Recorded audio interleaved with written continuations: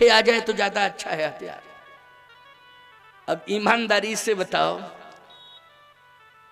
ये भय की मुद्रा है कि नहीं है? भय की मुद्रा। राजाओं ने हाथ नीचे किए, शस्त्र भी नीचे है, कुछ ने पीछे छिपा लिया। कहा दूसरा रास्ता होता तो साइड से निकल भी जाते, लेकिन जहां से निकलना है वहीं खड़े हैं बाबा, और फरसा लिए खड़े। अब बड़ी मुसीबत है, अब क्या करें क्या ना करें। लक्ष्मण जी ने कहा भैया ये कौन है? कहा यही मेरा भगवान है, प्रणाम करो। करो प्रणाम। कहा ये है भगवान? बहुत तेज तर्रार भगवान है आपके, साधारण भगवान नहीं है। कहे हाँ हाँ हाँ, बस बस प्रणाम करो प्रणाम करो, ये भगवान है। भगवान ने भी मन ही मन प्रणाम किया। प्यारे हैं।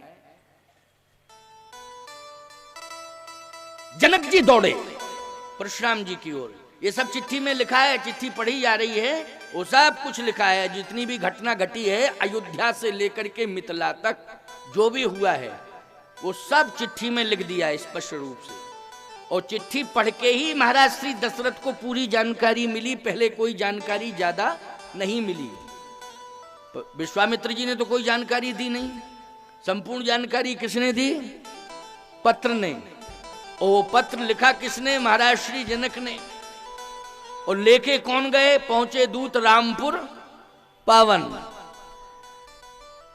चिट्ठी में पढ़ रहे हैं कि परशुराम जी महाराज फरसा लिए खड़े हैं। जनक जी दौड़े और जैसे ही प्रणाम किया तो कहा जनक ये भीड़ कैसी है?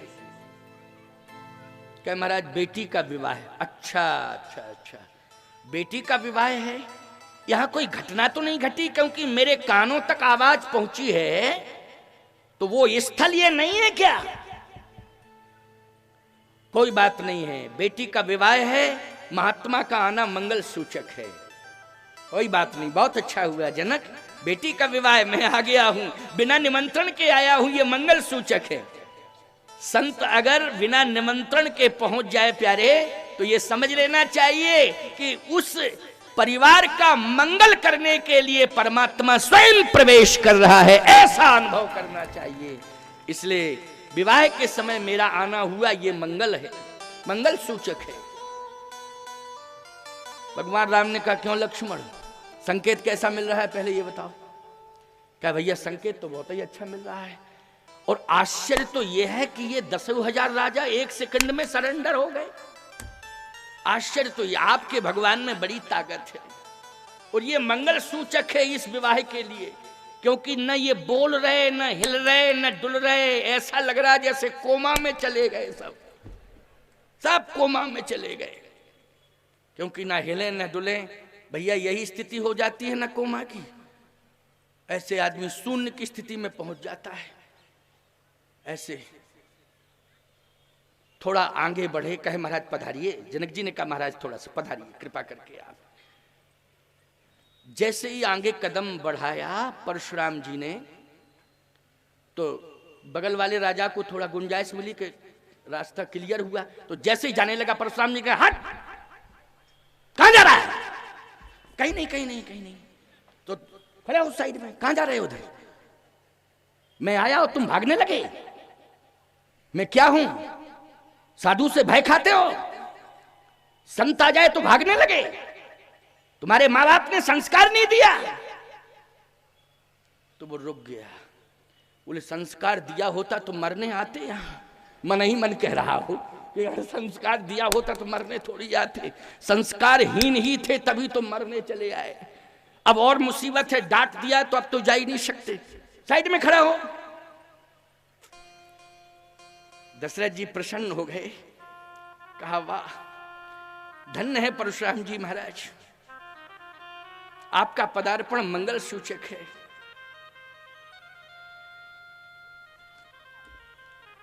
थोड़ा आगे बढ़े तो देखा धनुष के 2 खंड थे, एक इधर पड़ा था, एक इधर पड़ा। परशुराम जी ने कहा जनक ये धनुष तो तुम्हारे यहां रखा हुआ था, लेकिन ये 2 भागों में। आंसू आ गए आंखों में, क्रोध भी आ गया। और क्रोध में बोल पड़े परशुराम जी। अतिरिस बोले, अतिरिस बोले बचन कठोरा, कहो जड़ जनक धनुष के तोरा, कहो जड़ जनक धनुष के तोरा। ए जनक, तू ज्ञानी है, लेकिन धनुष की सुरक्षा तेरे राज्य में नहीं हो पाई, इसलिए लगता है कि तूने जड़ता का काम किया है। ये तेरी उपस्थिति में धनुष टूट गया, मेरे गुरुदेव का धनुष से सुरक्षित नहीं कर पाया तू। वो किसने ये गुस्ताखी की, ये धनुष क्यों टूटा, उसका नाम बता। राजाओं ने लंबी सांस ली कि चलो हम लोग तो मुक्त हो गए। और दूसरा राजा बोला बहुत अच्छा हुआ जो टूटा नहीं हम लोगों से, अगर टूट गया होता तो बड़ी मुसीबत थी, क्योंकि स्पष्ट ही कह दिया है कहो जड़ जनक धनुष के तोड़ा। किसने धनुष तोड़ा, और जिसने तोड़ा है उसकी खैर नहीं। अब लक्ष्मण जी कहते भैया कहे चुप रहो, जिसने तोड़ा उसकी खैर नहीं। हाँ तो तोड़ा तो आप ही ने है। भगवान राम बोले हमने भी नहीं तोड़ा। तो किसने तोड़ा? राम जी बोले समय ने तोड़ा, समय आ गया था तो टूट गया। अब जो भी बातचीत करनी है परशुराम जी को समय से बातचीत करें, वो समय ने तोड़ा। क्यों भाई? राम जी कहते हमने नहीं तोड़ा, लक्ष्मण समय ने तोड़ा। तो लक्ष्मण जी बोले समय आएगा कहने के लिए कि हमने तोड़ा, क्या मौका बताएगा ये, तुम तो चुप रहो, अभी कुछ नहीं कहना है, अभी तुम्हें कुछ कहना ही नहीं है, सब कुछ अच्छा ही रहेगा। कहे तब तो ठीक है। दशरथ जी महाराज तो चिट्ठी पढ़ रहे हैं, और वो चिट्ठी में वो दृश्य भी, शब्द ही दृश्य उपस्थित कर रहे हैं। चिट्ठी के शब्द जो है दृश्य को उपस्थित कर रहे हैं। जैसे रील नहीं चलती है ना, रील चलती है ना, रील, उस रील में दृश्य उपस्थित होता रहता है, ऐसे ही शब्द दृश्य को उपस्थित कर रहा है। और सिंहासन पर बैठे बैठे महाराज दशरथ पढ़ रहे हैं। बड़ा लंबा चौड़ा पत्र था भैया वो। हाँ, ऐसा थोड़ी था कि बस साइज में केवल 12 इंच एक बीते का हो, या डेढ़ बीते का हो, या 6 इंच का, ना ना, बहुत लंबा, वो तो बहुत बड़ा पत्र था। जनक जी ये बताइए आप कि ये हुआ क्या, ये टूटा कैसे धनुष? इसी धनुष ने तो बताया है मुझे, तभी तो मैं आया हूं। लेकिन विवाह स्थल पर ये दुर्घटना कैसे घटी और किसके द्वारा घटी, और ऐसा हुआ क्यों? खैर कोई बात नहीं, उसका नाम बताओ जिसने तोड़ा। बेग दिखाए मूढ़नत आजू, बेग मानी जल्दी कर, दिखा कहां है वो। बेग दिखाए मूढ़नत आजू, जल्दी दिखा दे वो है कहां, नहीं तो पूरा राज्य पलट दूंगा तेरा।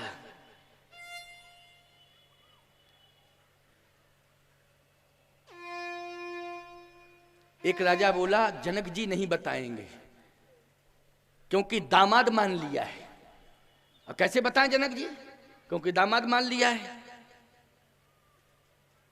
तो फिर कहे एक काम करो, तुम चले जाओ और कह दो, स्पष्ट कह दो कि ये जो सांवला सांवला राजकुमार है, बाबा चक्कर में मत पड़ो, इसी से पूछ लो, वो सत्य बोलता है, ये कन्फर्म है, झूठ बोलेगा नहीं, तुरंत बताएगा हमने तोड़ा है। अब वो सांवला सांवला राजकुमार है, उससे जाके पूछ लो, जाओ कह आओ। उसने कहा देखो हमको बेवकूफ मान रहे हो, मान लीजिए हम बताने के लिए जाएं और बाबा क्रोध में लिए फरसा, तो बोल पावे ना, यही समझिए अपराधी आ रहा और सीधा देवे फरता, मर हो जाएंगे, बता तो पाएंगे ही नहीं। हमको बेवकूफ मान रहे हो क्या? भाई अकेला क्यों भेजा, बताना है तो सब चलो ना, बताओ, सब जाकर के कहो, तो मरे तो सब मरे, हम अकेले क्यों मरे? हिम्मत किसी की नहीं पड़ रही कि परशुराम जी महाराज के सामने कोई पहुंच जाए, हिम्मत नहीं पड़ रही किसी की, कांप सब रहे हैं। और भगवान राम मन ही मन मुस्करा रहे हैं, बहिरंग दृष्टि से तो नहीं, मन ही मन आनंद ले रहे हैं। वाह, ये लीला का विस्तार है। चलो बाबा जी पधार गए तो उन्होंने लीला का विस्तार कर दिया, बहुत अच्छा, मन ही मन प्रसन्न हो रहे हैं प्रभु श्री राम। संसार में जो भी हो रहा है भगवान देख करके हंसते हैं कि क्या हो रहा है तमाशा, ये तमाशा संसार का क्या है, ये भगवान हंसते हैं देख के।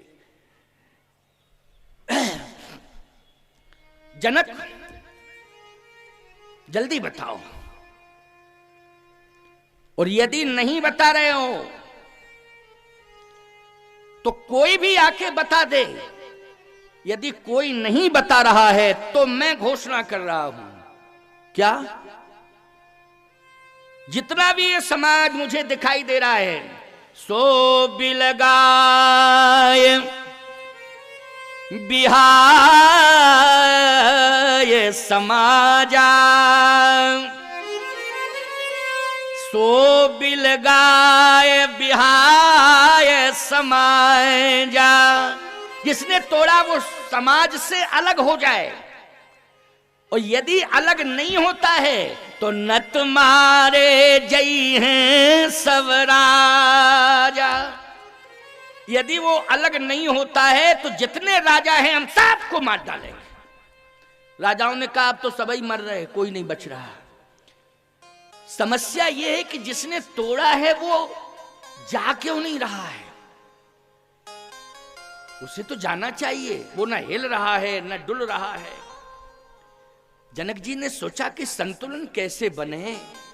आहा, इसलिए कहते हैं कि आपके सामने चाहे जितनी बड़ी समस्या क्यों ना आ जाए, थोड़ा सा गंभीर हो जाओ और विवेक से निर्णय लो। उतावलापन अच्छा नहीं होता है। ये जितने भी भयावह परिणाम आते हैं वो जल्दबाजी में आते हैं, उतावलेपन से आते हैं। समझ गए हो ना? रामायण इसलिए पढ़ना चाहिए। गंभीर हो जाओ उस समय और थोड़ा विवेक से सोच लो। महाराज श्री जनक ने संतुलन बनाने के लिए यही तो किया। जनक जी महाराज ने यही किया संतुलन बनाने के लिए। आंख बंद हो गई। कहा परशुराम जी महाराज की आंखों में क्रोध है और वो यहां तक कह चुके हैं कि नत मारे जई हैं सब राजा, हम किसी को नहीं छोड़ेंगे जितने अच्छा कहा यही नत मारे जई हैं सब राजा। तो राम जी हमारे राजा नहीं हो तो राजकुमार है। तो राजाओं ने कहा लाइन क्लियर राम की हो गई कि राजकुमार को नहीं राजाओं को मारेंगे। तो भले ही उसमें जनक जी आ जाएं ये अलग बात है, लेकिन इतने सीधे साधे विनम्र हैं जनक। लेकिन हम लोगों की आफत है। और एक राजा बोला, बोले सुनो, हमारी पत्नी ने हमको रोका था और ये कहा था कि सेकंड मैरिज अच्छी नहीं होती है। मूर्ख मत बनो, घर में रहो, कहीं जाने की जरूरत नहीं है। और मैंने तो ये सुना है कि जनक जी की बेटी की उम्र ही 6 साल की है। तुम अन्याय अधर्म करने जा रहे हो, तुम्हें शर्म आनी चाहिए। चुल्लू भर पानी में डूब के मर जाओ। कहां जा रहे हो? अन्याय अधर्म करने जा रहे हो। लेकिन बुद्धि खराब हो गई थी हमारी। हमने पत्नी से कहा कि चुप होती है कि नहीं होती है। मैं स्वतंत्र हूं, मेरा मन है, मैं जाऊंगा, यह मेरी जिद है। कहे पत्नी की बात अगर मान गए होते तो आज प्राण बच गए होते, लेकिन अब प्राण नहीं बचेंगे, ये कन्फर्म है। कभी कभी पत्नी की बात मान लिया करो, देखो है नहीं। अच्छी बात कहे तो मानना चाहिए, हम ये नहीं कहते। अच्छी बात कह रही हो तो मानना चाहिए। मानना चाहिए कि नहीं मानना चाहिए? अच्छा एक बात बताओ, आपकी पत्नी अगर दूसरे विवाह के लिए रोक रही है आपको, तो उचित बात है कि नहीं? मानना चाहिए कि नहीं मानना चाहिए? कह तो रहे हो ऐसे, कह तो ऐसे ही रहे हो। हाँ हाँ बात तो सही है, सही है, मानना चाहिए। श्री राम भक्त हो तुम, एक नारीवृत्ति बनो, संयमी जीवन होना चाहिए तुम्हारा। होना चाहिए कि नहीं? एक नारीवृत्ति होना चाहिए कि नहीं? रामचरित्र सुनने वाले का ये परम धर्म कहता है, ग्रंथों को सुनने वाले का ये परम धर्म कहता है, संतों के बीच रहने वालों का ये परम धर्म कहता है कि हमें संयमी होना चाहिए, एक नारी वृत्ति होना चाहिए। मोए अतिशय प्रतीत मन केरी, जह सपने ऊपर नारी न हेरी। आज आंसू है राजाओं की आंखों। जनक जी ने आंख बंद की, आंसू तो गिर ही रहे थे।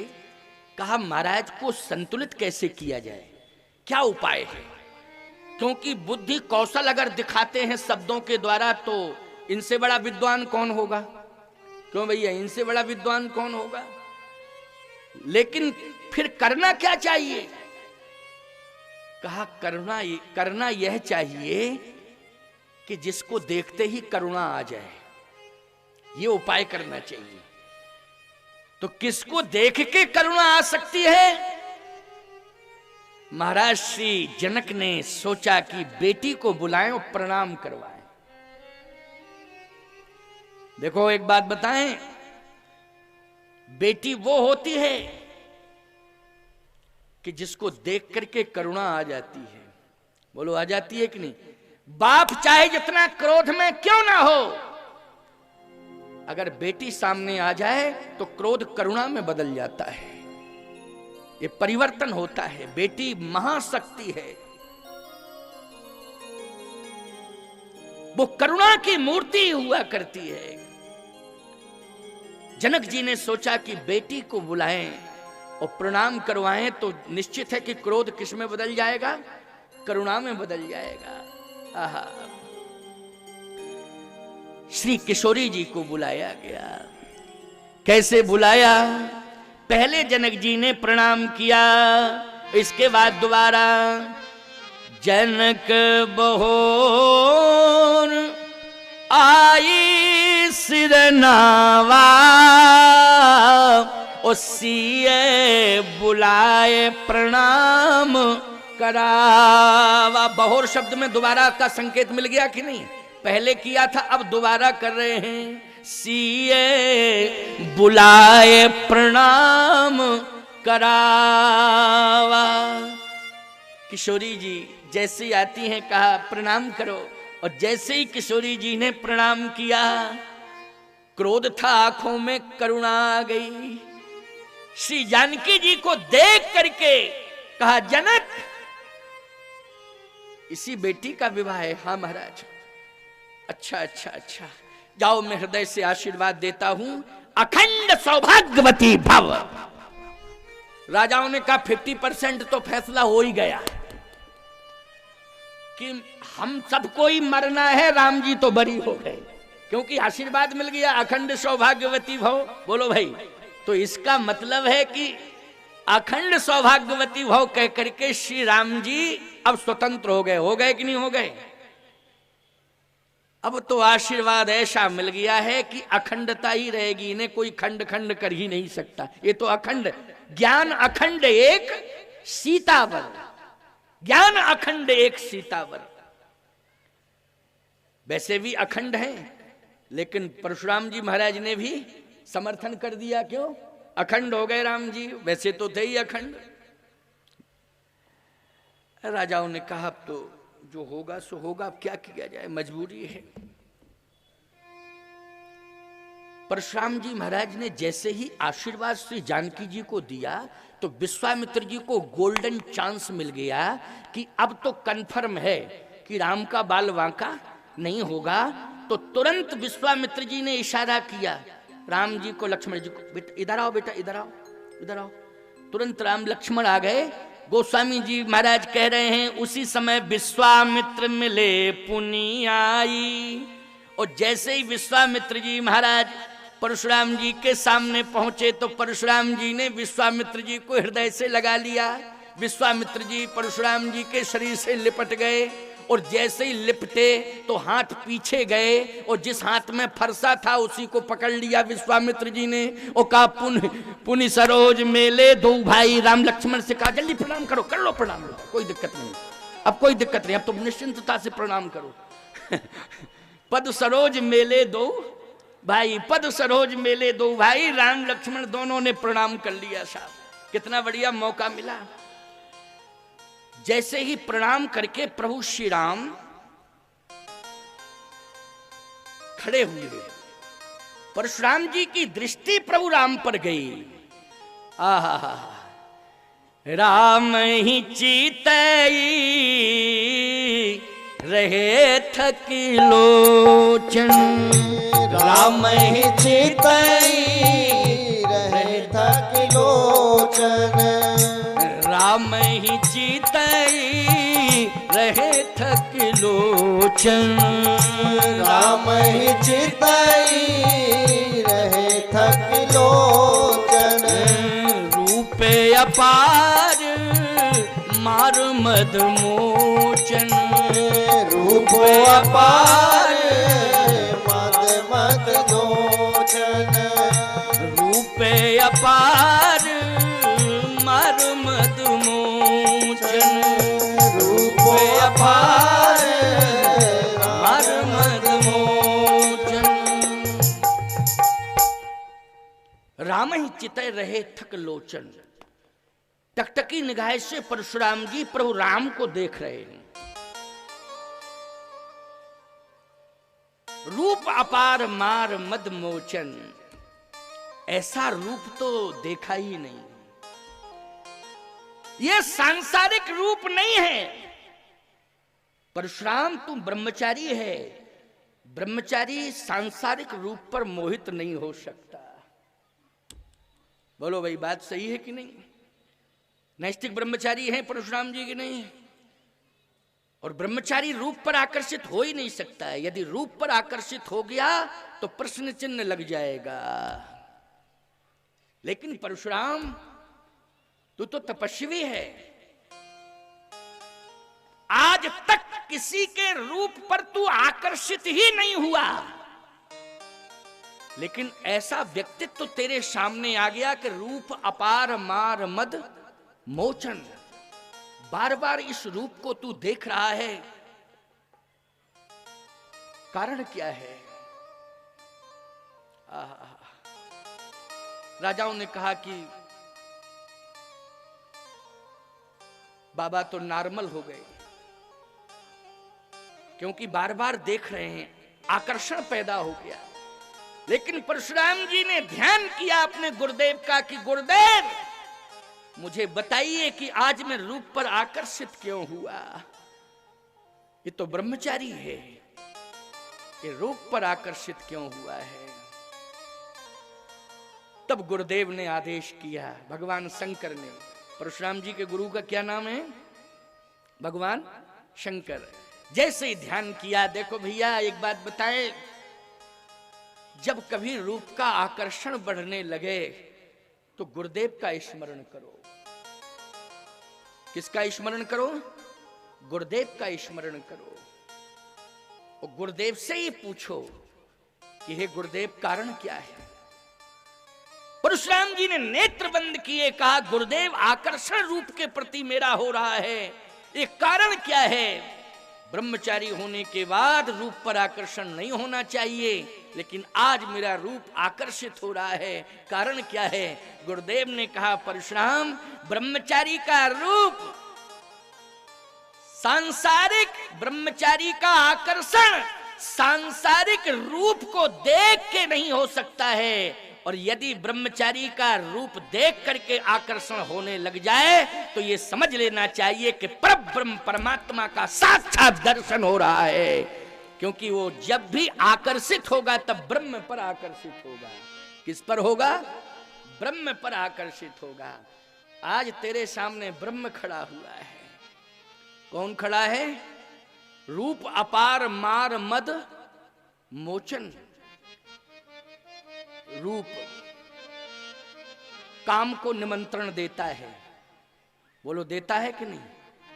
और मद को भी निमंत्रण दे देता है, बोलो देता है कि हमसे सुंदर कोई नहीं, कौन है हमसे सुंदर है? तो काम को और अभिमान को, दोनों को रूप निमंत्रण दे देता है।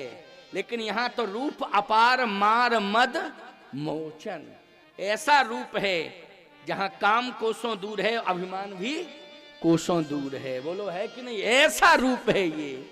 और ऐसा रूप यदि जगत में है तो वो प्रभु श्री राम का है और दूसरा किसी का नहीं है। परशुराम जी ने हस्ताक्षर कर दिया, परशुराम जी ने हस्ताक्षर कर दिया। तो प्यारे, आज ब्रह्म का ब्रह्म से मिलन हो।